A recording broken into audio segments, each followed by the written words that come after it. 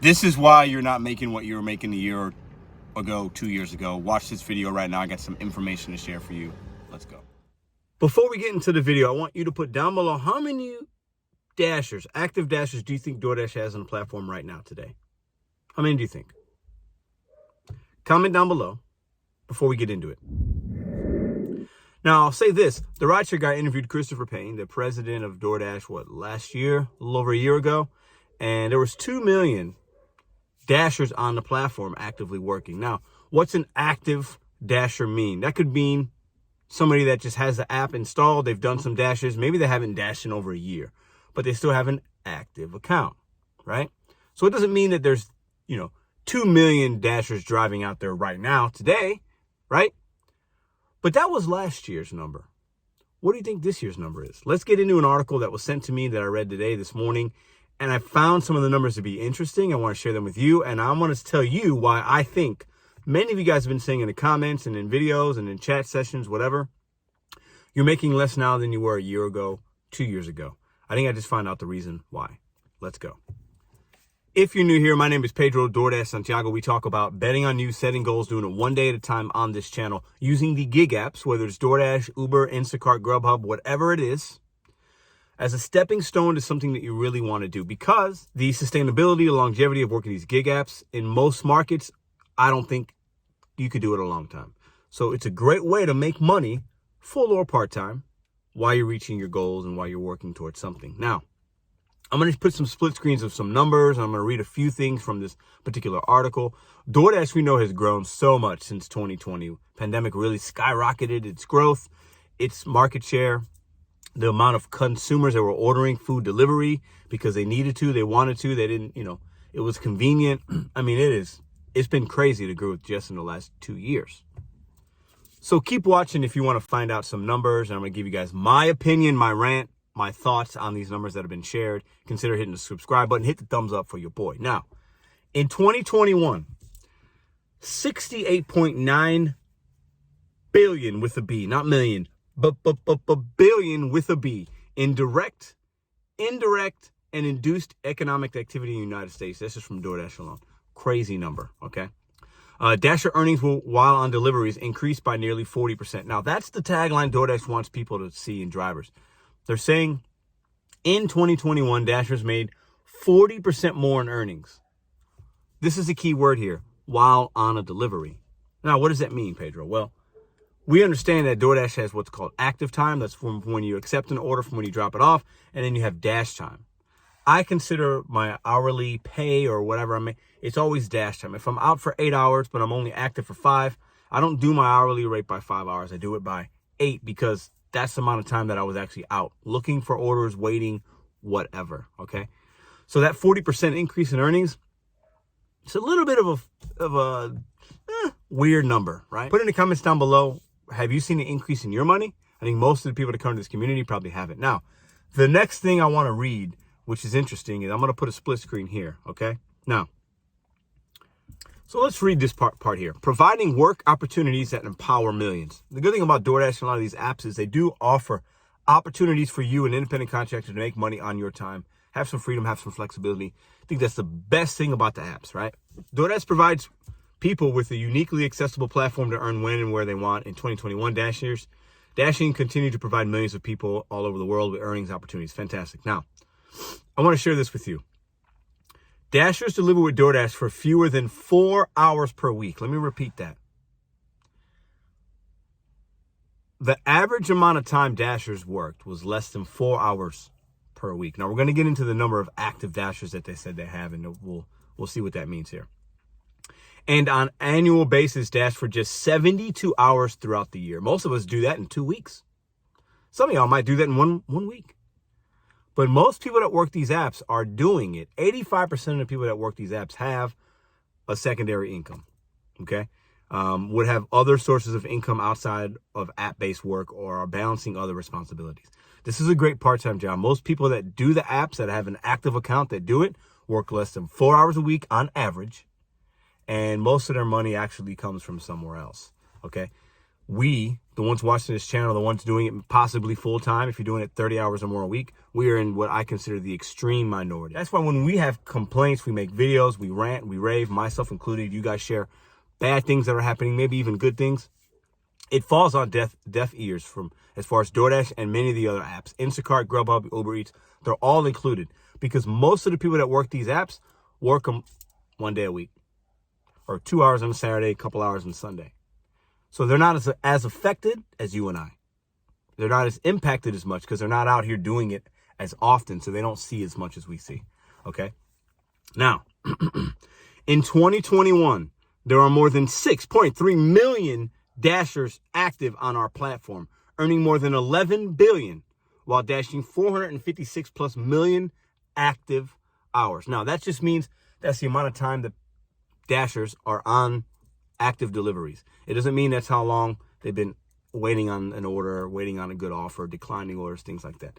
6.3 million. Now, that number could mean a lot of that number could be people that have an app and, like I said earlier, don't dash anymore, but the app is active. They haven't deactivated themselves. They haven't uninstalled or whatever. They haven't told DoorDash, hey, I don't ever want to work for you again.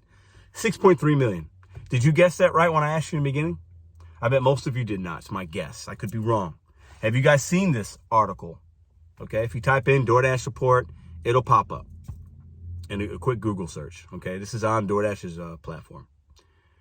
And it's on Twitter. It was shared all over the place. It came out 2 days ago. 6.3 million. Now, if we only had a couple million just 2 years ago, let's say, and 4 years ago, there was only like 600,000. 5-6 years ago, it was less than that.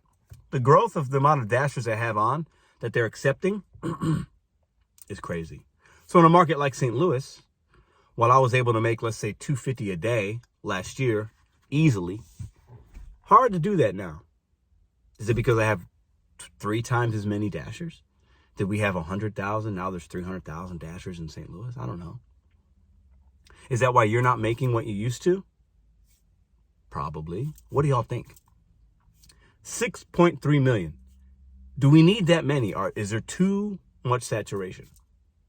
The company doesn't care what you make because they know that they can replace you. If you're not happy and you were making $30 an hour last year, now you're making 20, that's a big hit. You're making a third less. But they know they'll get some newbie that's fine with making 15, 16, 17 bucks an hour. They're not as concerned about your earnings because they know that you're easily replaceable. Now, another thing that stood out to me, there's a lot of really interesting things in here. I'm just going to give you guys a few. You read it yourself. If I can put a link in the description below, I will. Check it out. So, we talk about these low offers on DoorDash and how DoorDash, $2, $3 orders, $4 orders, $5 orders going 12 miles. Ridiculous. No, a lot of no-tip offers. People backing tips out, consumers. It's crazy, right? Listen to this. 37% of DoorDash's U.S. consumers, that's a pretty good percentage, were located in low-income communities. And 30% were located in rural communities. So that speaks to the, DoorDash is talking about their growth of, yeah, they were in metropolitan areas, nicer areas, places with a lot of, a lot of buzz, a lot of business, a lot of restaurants, right? Medium income families, like, their average Joes, right? 37% of DoorDash U.S. consumers were located in low-income communities. Now, low-income community doesn't mean that they're not going to tip you. However, if you're in a low-income community and you're ordering from these apps sometimes daily, multiple times a week, the charges get crazy. Those consumers, the likelihood of them not leaving a good tip, because to them a good tip could be $1 or $2, is probably pretty high. And in rural communities, so you're talking more farmland kind of areas, you got to drive out a little bit to get there. Are you seeing tips on those? Are you seeing high mileage on those? Are they even worth taking? A large amount of the consumer base that DoorDash is trying to attract and grow are consumers that will not probably value you as a driver, and they don't have the education to understand what we make, how we make it, and what we want to take. Because these are first-time order makers on these apps. Twofold. Are you making less now because there's 6.3 million drivers and a couple years ago there was only 2 million? Probably. And then the expansion of DoorDash, has pulled in a consumer base that's going to give you a no tip or very low tip. The expansion of these companies are hurting the average driver, like you and I. But most drivers only work 4 hours a week on average, so they're not as affected as much. So this is my question to you with having this information. I want you guys to spark a debate in the comments below. I've talked about this since day one of this channel, and it's been a little over a year now since we've been making videos on YouTube, and I've shown you guys all the tips and the tricks. I've shown you every kind of ride along. I've done all that I can do on YouTube when it comes to Doordash. And I'll continue to make content because I still use the apps and I enjoy the community. But this is my question and challenge to you today. And you guys know I will always continue to challenge you guys and spark a debate and a conversation.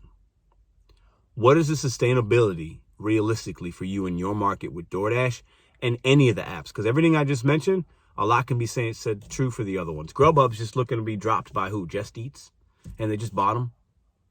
Some of these companies are going to start folding. Uber's not really making money. Instacart, who knows what's going on with Instacart? They're trying some new things.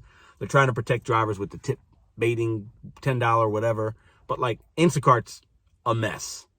Okay? What is the sustainability for you? I think you need to really use these apps part-time in a part-time fashion while you get a W-2, you find something else out, you build something for yourself. You find out a way. Even it could be independently still, that what are people willing to pay you to do in your market? The food delivery apps aren't going anywhere. This isn't to scare you, but you got to be willing to adapt, because 6.3 million Dashers today, 9 million Dashers next year. And at that point, are you going to be able to see offers come in through your screen where you can make money like you are now? Prepare for the future. Adapt or die. What is your game plan? If this video was interesting to you, consider giving it a thumb up. Hit the red subscribe button. It's free. We're on our way to 25,000. Then we're on our way to 30,000. Inaugural gig conference is coming July 30th, 2022. More information on community posts and other videos and other lives talking about that. Don't miss it. This is a gig event of the year. July 30th, 2022 in St. Louis, Missouri. I'll be hosting it with the help of many others. It's going to be fantastic. Bet on you, set goals one day at a time. I'll see you guys tomorrow.